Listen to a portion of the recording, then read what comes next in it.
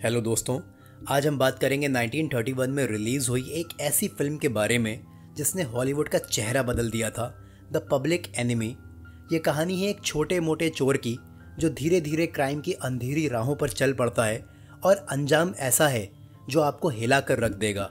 James कैग्ने के इस role ने उन्हें सुपरस्टार बना दिया था और प्री कोड एरा की इस गैंगस्टर फिल्म ने सिनेमा को नई पहचान दी थी। कहानी की शुरुआत होती है 1909 शिकागो से। यहाँ हमें दो छोटे आयरिश अमेरिकन लड़के दिखाए जाते हैं, टॉम पावर्स और उसका दोस्त मैट डॉयल। दोनों अपना दिन छोटी मोटी चोरियां करके और गली गली आवारागर्दी में गुजारते हैं। एक दिन टॉम मैट की बहन मॉली से शरारत करता है और स्केटिंग कर रही मॉली को गिरा देता है। टॉम का बड़ा भाई माइक और उसके फादर दोनों उसकी बदतमीजी से परेशान रहते हैं। टॉम के फादर उसको अंदर ले जाकर पीटते भी हैं, लेकिन टॉम पर मारपीट का कोई भी असर नहीं होता है और वो वैसा का वैसा ही रहता है। और फिर एक दिन टॉम और मैट एक क्लब चलाने वाले पेटी गैंगस्टर पुटी नोज के पास जाते हैं। पुटी नोज इन्हें देखकर अपने अंदर बने एक कमरे में ले जाता है जहां ये दोनों उसे एक चोरी करी हुई घड़ी बेचते हैं। ये दोनों ऐसे कई सामान पुटी नोज को बेच कर अपनी पॉकेट मनी निकाला करते हैं। कहानी 6 साल आगे बढ़ती है और 1915 में हमें दिखाया जाता है कि पुटी नोज टॉम और मैट को अपने नाइट क्लब में मीटिंग के लिए बुलाता है, जहाँ वो उनको एक फर वेयर हाउस रॉबरी में शामिल होने के लिए कहता है। पुटी इनसे कहता है, तुम लोग अब तक छोटी मोटी चोरियां करते हो, लेकिन अगर मेरे प्लान में शामिल हो जाओ तो एक बड़ा हाथ मार सकते हो। पहले तो टॉम और मैट हेजिटेट होते हैं क्योंकि काम रिस्की लगता है, लेकिन पुटी इन्हें ट्रस्ट दिलाता है कि पुलिस की तरफ से सब सेट है और अगर कुछ गड़बड़ हुई तो वो उनकी मदद करेगा। यही कहकर वो इनको रिवॉल्वर्स दे देता है। इसके बाद सीन शिफ्ट होता है नॉर्थ वेस्टर्न फर कंपनी के वेयर हाउस पर। टॉम, मैट और उनके साथी चुपके से वेयर हाउस के अंदर घुस जाते हैं। रॉबरी के दौरान टॉम एक स्टफ्ड बेयर देखकर घबरा जाता है और गोली चला देता है। इससे तुरंत सिक्योरिटी गार्ड अलर्ट होकर विसल बजाता है, जिससे पेट्रोलिंग कर रही पुलिस तुरंत मौके पर पहुंच जाती है। ये सारे चोर पुलिस के आते ही भागने लगते हैं और पुलिस इन पर फायरिंग शुरू करती है। इस फायरिंग में टॉम का एक दोस्त लिम्पी लैरी मारा जाता है। टॉम और मैट भी अपनी जान बचाने के लिए भाग रहे होते हैं। उनके पीछे भी एक पुलिस ऑफिसर लग जाता है और उनके पीछे पीछे एक अंधेरी गली में चला जाता है।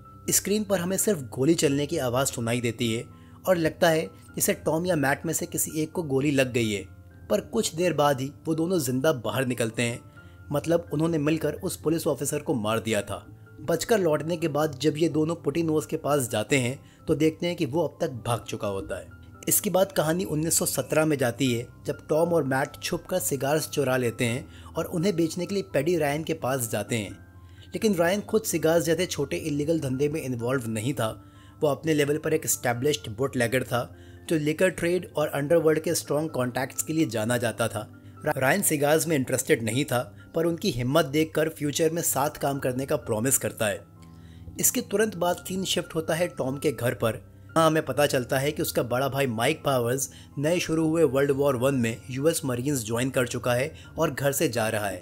टॉम के घर लौटने पर जब उसकी माँ उससे ये बात बताती है तो वो माइक से मिलने उसके कमरे में जाता है। माइक टॉम से कहता है, अब मेरी गैर मौजूदगी में तुम्हें माँ का ख्याल रखना होगा। और एक बात, मैंने तुम्हारे बारे में बाहर काफ़ी चीज़ें सुनी हैं, तुम्हें उन सबको जितनी जल्दी हो सके छोड़ देना चाहिए। तुम माँ को बेवकूफ़ बना सकते हो पर मुझे नहीं। माइक की बातों से टॉम की ईगो हर्ट हो जाती है और वो डिफेंसिव होते हुए उल्टा माइक पर ताना मार देता है, तुम बस एक छोटे मोटे आदमी हो, इधर उधर घूमकर रोजगार के लिए छोटी मोटी नौकरियां करते रहते हो। ये सुनते ही माइक गुस्से में आ जाता है और टॉम के मुंह पर एक जोरदार पंच मारता है। टॉम जमीन पर गिर पड़ता है और ये पल दोनों भाइयों के रास्ते अलग होने का एक सिंबॉलिक मोमेंट बन जाता है। अब कहानी इसके बाद 1920 में आती है, जब यूएस में प्रोहिबिशन एरा शुरू हो जाता है, जब पूरे देश में शराब बेचना, खरीदना और रखना इलीगल हो जाता है। फिल्म में हमें दिखाया जाता है कि लोग प्रोहिबिशन के लागू होने से पहले एक आखिरी दिन शराब खरीदने के लिए सड़कों पर टूट पड़ते हैं। इससे जितना स्टॉक जमा हो सकता था वो जमा करने में लगा होता है। और अब एंट्री होती है पेडी रायन की। पेडी टॉम और मैट को बुलाता है और उन्हें अपने बुटलेगिंग रैकेट में शामिल होने का ऑफर देता है। रायन इन्हें समझाता है कि अगर ये उसके साथ जुड़ जाएंगे तो प्रॉफिट शेयर हमेशा बराबर होगा। इसके अगले सीन में हम देखते हैं कि कैसे पेडी रायन अपने एक साथी के साथ गवर्नमेंट लेकर वेयर हाउस में घुस जाता है और वहां से शराब चुराकर एक सीक्रेट पाइप कनेक्शन के जरिए शराब नीचे टैंकर ट्रक में भरी जा रही होती है, जहां टॉम और मैट खड़े होते हैं। ऑपरेशन एक या दो बार नहीं बल्कि कई बार रिपीट होता है और इस इलीगल लिकर ट्रेड से तीनों की इनकम बहुत तेजी से बढ़ जाती है और पेडी अपने वादे के मुताबिक सारा प्रॉफिट तीनों में बराबर शेयर करता है। पैसे जेब में आते ही टॉम और मैट नए और महंगे सूट्स पहनते हैं, महंगी गाड़ियों में घूमते हैं और हाई क्लास रेस्टोरेंट्स में बैठकर डिनर करते हैं। यानी कि अब ये दोनों दोस्त छोटी मोटी चोरी से निकलकर एक ऑर्गेनाइज्ड क्राइम में ऑफिशियली घुस चुके होते हैं। इस दौरान टॉम और मैट की मुलाकात बार में बैठी दो लड़कियों किटी और मेमी से होती है। किटी टॉम की गर्लफ्रेंड बन जाती है और मेमी मैट के साथ सेटल हो जाती है। दोनों लड़कियां इनके रिच लाइफस्टाइल से काफ़ी इम्प्रेस होती हैं और लड़कियों के आने के बाद टॉम और मैट की ज़िंदगी अब और भी ज़्यादा शौक शराब से भर जाती है। लेकिन कहानी फिर से क्राइम की तरफ मोड़ लेती है। कुछ दिन बाद पेडी टॉम और मैट को एक खास मीटिंग के लिए बुलाता है। वहाँ वो उनकी मुलाकात एक बड़े शराब के कारोबारी मिस्टर लीमन से करवाता है, जो इलीगल शराब सप्लाई के लिए डील करने आया है। पेडी लीमन को एश्योरेंस देता है कि उसका फैक्ट्री बिजनेस दोबारा स्टार्ट हो सकता है और सरकार से निपटने का, पुलिस को हैंडल करने का और डिस्ट्रीब्यूशन का पूरा इंतज़ाम उसके पास है। और सबसे बड़ी बात, इस बार उनके साथ नेल्स नेथन भी है। ये नाम सुनते ही एटमॉस्फेयर बदल जाता है। नेल्स, जो पहले से एक एस्टैब्लिश्ड और फियर्ड गैंगस्टर माना जाता है, खुद मीटिंग रूम में एंटर होता है। उसका कॉन्फिडेंट अंदाज और थोड़ा इंटिमिडेटिंग प्रेजेंस लीमन को तुरंत समझा देता है कि अब यह सिर्फ एक छोटी मोटी गैंग नहीं बल्कि एक बड़ा सिंडिकेट बन चुका है। नेल्स ठंडे लेकिन हल्के लफ्ज़ों में लीमन को यकीन दिलाता है, अगर मैंने किसी काम में हाथ डाल दिया तो फिर उसमें कोई भी टांग नहीं अड़ाता। लीमन के साथ डील होने के बाद भी एक नई दिक्कत खड़ी हो जाती है। बार्स अभी भी लीमन की शराब सप्लाई लेने के बजाय नेल्स नेथन के राइवल स्कीमर की सप्लाई वाली बियर बेच रहे होते हैं। बिना झिझक के एक बार में जा पहुंचता है जहां स्कीमर की शराब सर्व हो रही थी। वो गिलास उठाकर एक सिप पीता है और बाकी शराब तुरंत उस बारटेंडर और मालिक के मुंह पर थूक देता है। उसके बाद गुस्से में टैप्स खोलकर पूरी बियर ड्रेन में बहाने लगता है।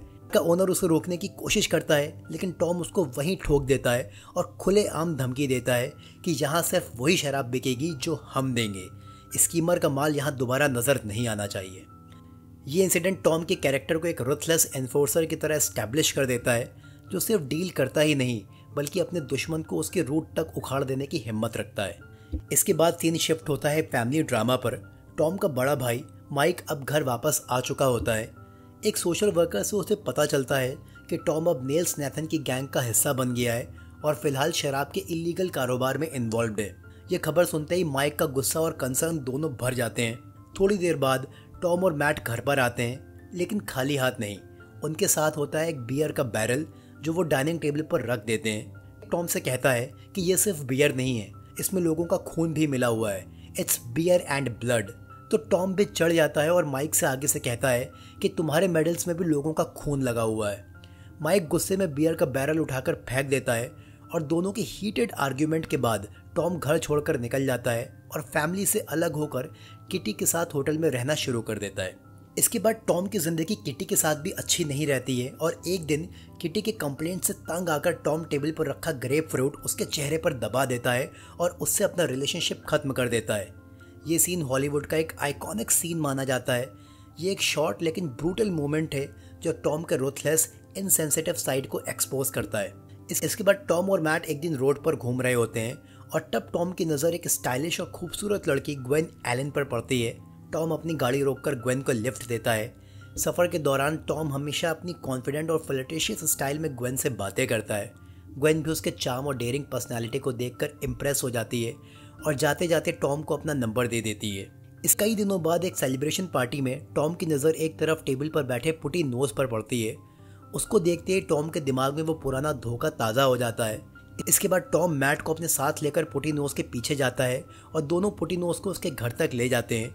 पुटी यहाँ टॉम से अपनी जान की भीख मांगता है और उसे पुराने दिनों की याद दिलाता है कि उसने उसके बचपने में उसकी कितनी हेल्प करी थी, लेकिन टॉम पर इसका कोई असर नहीं पड़ता और वो बिना हिचकिचाए उसको गोली मार देता है।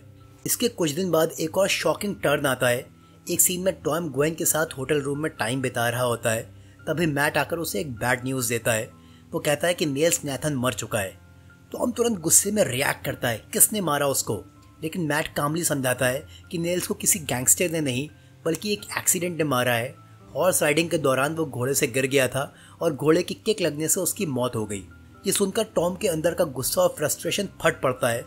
अगला सीन हॉलीवुड गैंगस्टर सिनेमा का एक ऐसा मोमेंट है जो अनएक्सपेक्टेड होने के बावजूद आइकॉनिक बन गया। टॉम और मैट सीधा स्टेबल की तरफ जाते हैं। टॉम वही घोड़ा खरीद लेता है जिसने नील्स नैथन को किक मारी थी। फिर बिना एक सेकंड सोचे वो स्टेबल के अंदर जाकर उस घोड़े को शूट कर देता है। ये एक्ट एक सिंबॉलिक रिवेंज होता है। टॉम चाहता था कि नील्स की मौत बेकार न लगे, भले ही वो इंसान के हाथ से ना हुई हो। इसके बाद कहानी आगे बढ़ती है और नील्स नैथन के खत्म होने के थोड़े टाइम बाद ही पेडी की गैंग वीक पड़ने लगती है और राइवल गैंगस्टर स्कीमर बर्न्स इनके खिलाफ खुल्लम खुल्ला वॉर छेड़ देता है। सबसे पहला वार वो पेडी रायन की ब्रूइंग बिजनेस पर करता है एक बॉम्ब अटैक के जरिए। ये धमाका पेडी को हिला कर रख देता है। उसे समझ आ जाता है कि स्कीमर को अंडर एस्टिमेट करना गलती होगी। इसके बाद पेडी अपने घर पर एक इमरजेंसी मीटिंग बुलाता है। यहाँ टॉम, मैट और गैंग के दूसरे मेंबर्स भी मौजूद होते हैं। पेडी सबको क्लियरली कहता है कि अभी के लिए सब इसी घर में रुकेंगे जब तक वो खुद एक बड़ा काउंटर प्लान नहीं बना लेता और एक स्ट्रॉन्ग मॉबस्टर टीम तैयार नहीं कर लेता जो स्कीमर से निपट सके। इसके बाद पेडी सबसे उनका कैश और रिवॉल्वर्स जमा करवा लेता है और ऑर्डर देता है, जब तक मैं खुद ना कहूँ कोई भी इस घर के बाहर नहीं निकलेगा। इनका ख्याल रखने के लिए अपनी मिस्ट्रेस जेन को घर में छोड़ देता है ताकि खाना पीना और ज़रूरी चीज़ों का ख्याल रखा जा सके। फिर वो खुद घर से बाहर निकल जाता है। लेकिन जैसे ही वो निकलता है, पेडी का ही एक आदमी चुपके से फ़ोन उठाता है और स्कीमर को पूरा प्लान लीक कर देता है। स्कीमर इस मौके को बिल्कुल भी छोड़ना नहीं चाहता था। वो तुरंत अपने आदमी पेडी के घर के आसपास तैनात कर देता है। स्कीमर के 2 शार्प शूटर्स यानी स्नाइपर्स सामने वाले घर की ऊपर वाली मंजिल पर बैठाए जाते हैं। अब इसके बाद सीन शिफ्ट होता है पेडी रायन के घर के अंदर।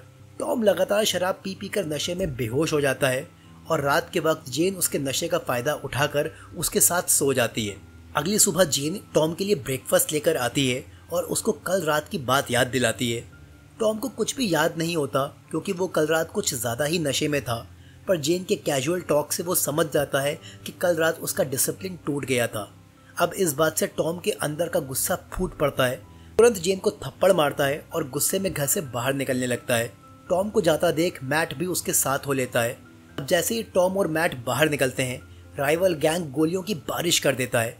इस ब्रूटल एम्बुश में मैट वहीं पर गोलियां लगने से मर जाता है और टॉम किसी तरह बचकर भाग निकलता है। अपनी कमज़ोर होती गैंग और वेपन्स की बिना वो खुद को तैयार करता है। वेपन्स के लिए वो सबसे पहले एक गन शॉप लूट लेता है और फिर अपने सही वक्त का इंतज़ार करता है। और फिर एक दिन जब उसे स्कीमर और उसके आदमी एक सीक्रेट क्लब में मीटिंग के लिए जाते दिखाई देते हैं, टॉम अकेला ही उनसे बदला लेने अंदर चला जाता है।